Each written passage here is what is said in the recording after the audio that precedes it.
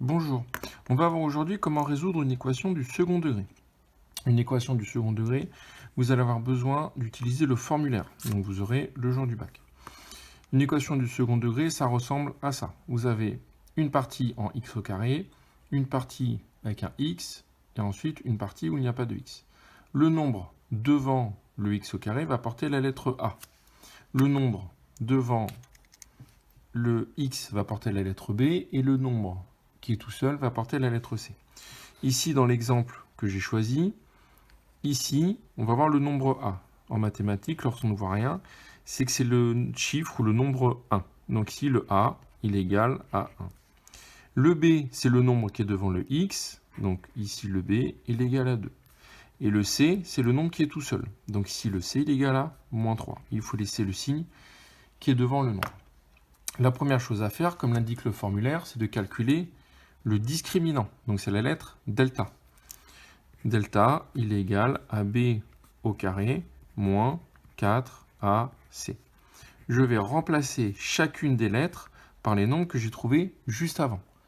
Donc ici, le b, il est égal à 2, donc je vais mettre 2 au carré, moins 4, le a, je le remplace par 1, et le c, je le remplace par moins 3.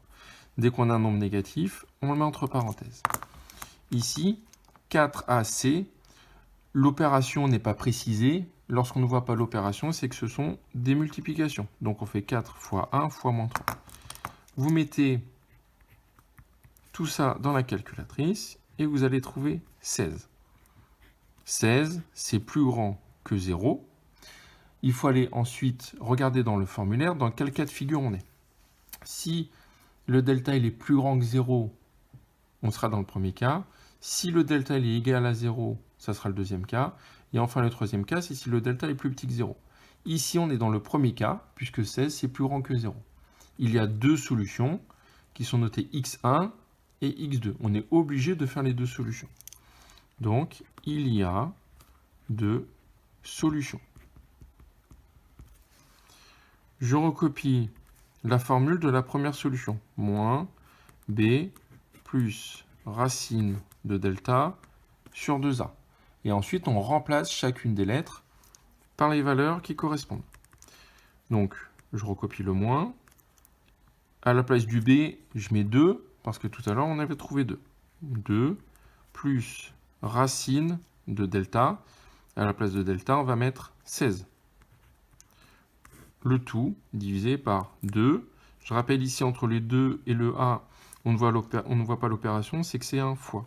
Et à la place du a, je mets 1, parce que tout à l'heure, on avait trouvé 1.